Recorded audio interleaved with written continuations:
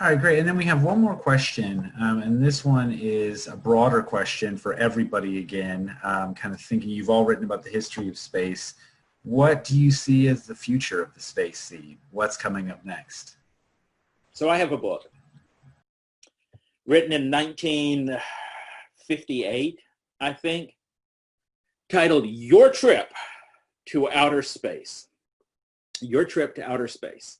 And the premise of this book is that in the not too distant future, human beings are going to go into outer space. In fact, this book argues in its final chapter, human beings will someday go to the moon. Possibly in your lifetime, maybe by the year 2000. And this book was written by somebody who knew enough about space to write a book about space, and they had no clue. Gagarin is, I want to say, like 3 years away when this book was published, right? I mean, the moon landing is like 11 years away when this book is published. And this author, who again knows enough to write an entire book about space, feels like maybe the moon landing is by the year 2000. So, the short answer is, oh man, it's about to get real. Like this week was the anniversary of Gemini 11, the 54th anniversary of Gemini 11. And Gemini 11 has the distinction that it remains the record for human spaceflight distance in altitude in Earth orbit, right? The Apollo missions, they go to the moon, they top it in just total distance from Earth. But Gemini 11 holds on to the how high above Earth without leaving Earth orbit a human being has gotten. It's sort of a weird kind of distinction, but there you go. It's a record that they've held on to. The first astronauts that fly on Orion are going to break that record. They will finally, after 56 years, they're going to break that record. We're about to see people going back to the moon. I mean, we've got now, with the Demo 2 launch of the Crew Dragon, we saw the first, and what we're going to see over the next couple of years is the launch not of an American space capability, but an American space fleet, right? The United States of America is going to have a fleet of human launch vehicles. We're going to see people going back to the moon. We're going to see all of these records that have stood for decades falling. So that's the short answer is, if you missed seeing man walk on the moon, good news, you're about to see it. If you missed Gemini 11, good news, you're about to see that record fall. If you missed seeing a Saturn V launch, good news, you're going to see a more powerful rocket leave the pad. The golden age is coming. There is nothing that you have missed that you're not going to see bigger and better in the next few years. But I say all of that with the caveat of Your Trip into Outer Space, which is, I know nothing. Like, I know enough about space to write a book about space, but I look forward to, 30 years from now, some guys sitting around saying, man, there's this guy, David Hitt, he knew enough to write a book about space, but he had no freaking clue what was about to happen. So I'm really optimistic that we're not only about to see exciting things happen, but we're about to see things begin to escalate in a way that we don't fully anticipate now. I would add to that, I think we're going to see two golden ages here. We all want to see those flags and footprints types of missions. We're all of the same age range where we either remember that happening, barely remembering that happening, or we were the space shuttle era folks, but we're going to see those again. But that other golden age, I think, is going to be of the common citizen going into orbit, and maybe even further. Our first book about the payload specialist was really the beginning of that era. It was the first era of that. There's been a long pause since the Columbia accident, where ordinary citizens that weren't professional astronauts were going into space back then, and they don't do it anymore. And now we're going to see this new age of commercial space flight, where maybe an author, an artist, a poet or a painter gets to go and experience it firsthand.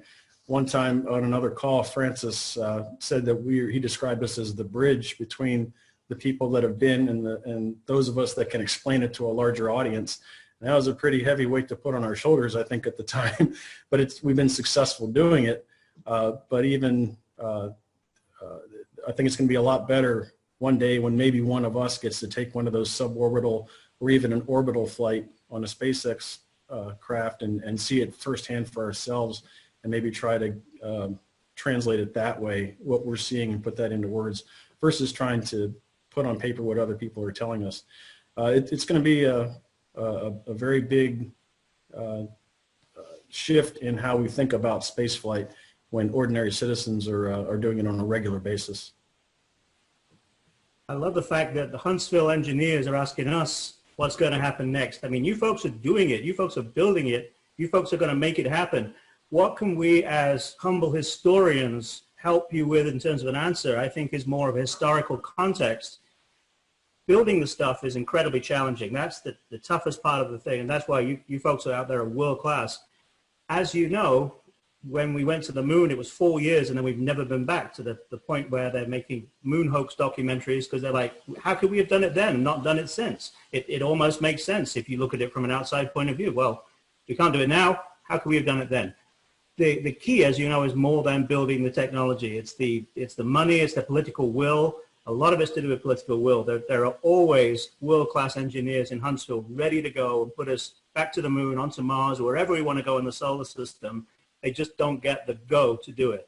And that's the key, I think. So one of the things, if you're looking for the other half of the equation in our books, is that historical context. You know, those who don't know history are doomed to repeat it, as the saying goes. One of the things you'll learn in David's Skylab book is the mistakes that were not learned from Skylab when they came to do the International Space Station. Skylab was an exercise in learning, okay, if I'm going to float over there and turn on that experiment, and then I've got to go all the way to the other end of the space station to stop something else, I can't get back to the other end in time to stop that thing. Why don't you just give me a list of stuff to do today? I'm very smart. I mean, I have astronaut on my business card. I'm pretty smart. I can work it all out.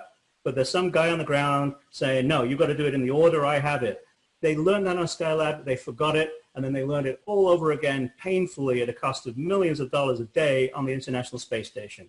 So the key, I think, is to read books like ours, learn what happened, and then you might learn the key, not only for the incredible engineering you're doing, but how to actually make that happen out there in the world of politics and endless budget cycles and political will and all that kind of other stuff. And if you haven't got the message in this too, like if you live in Huntsville and you're space interested, or you're an engineer and you haven't read David's Skylab book, you're not really into space as much as, yeah, you've got to read that book, because I'm not saying it's going to gnaw at you at night tonight and you're not going to get enough sleep until you go hit that order book, but it's a Huntsville Bible of space, and it's amazing because that's the place that it happened. That's Huntsville's golden contribution, more than the Saturn V in many ways, because it's all Huntsville. So read that book, you'll learn what you need to do next to get all this hardware that everybody's building actually going and out into space every month. Yeah, I'll say that it's something that's a wonderful idea, is these people that are out there who are building the things that are taking us further out into space. The Elon Musks and the Jeff Bezos and people like that who said, hey, I've got some money and now let's do something amazing with it. And being able to hire the engineers that are coming out of places like Huntsville and stuff like that to make that happen. And just to have that pie in the sky thing of saying, you know, what can I do? You've got somebody like Werner von Braun who was there saying, I want to go to Mars. That was his overriding thing. On the way to Mars, he ended up taking us to the moon. So it's like just dreaming big, and maybe we're not going to hit everything that we aim for, but we're going to hit some of the things that we aim for along the way. And that would be a pretty great thing. So what's going to come next? I'm very excited to figure out what it is, and I look forward to being surprised and exhilarated and just absolutely amazed at where we are going to go because of the people that are doing this stuff today. So I think all these people who are dedicating their lives to becoming the next generation of rocket scientists, and I can't wait to see what you come up with for us. I myself would jump in with the buzzword of the week being biosignatures. I'm sure we've all seen the news about the possibility of some interesting behavior afoot high above the surface of Venus at an area which is surprisingly hospitable, up at an altitude where you'd have to wear a scuba tank, but you could actually float along in an open gondola, and it would be like a really smoggy Los Angeles day, with temperature and pressure that is pretty compatible with human existence. There may well be life floating up there in those clouds. There's a lot of other areas that engineers are working to get to, out to the moons of Jupiter and Saturn, to these, Europa and Titan. People are designing little aircraft to operate on the surface of Titan. And in the skies above Titan. I think that would just be fascinating to go and see what's out there. They're designing little submarines to melt themselves through the ice on Europa, or to go ploink down into one of those lakes on the surface of Titan and see what's down in there. I think it's really just a matter of time before we find that there is life on other planets, at least in microbial form. I would make the argument that we found it in 1976. That's the historian in me. But I feel like we are just going to be discovering only more and more biosignatures as time goes on.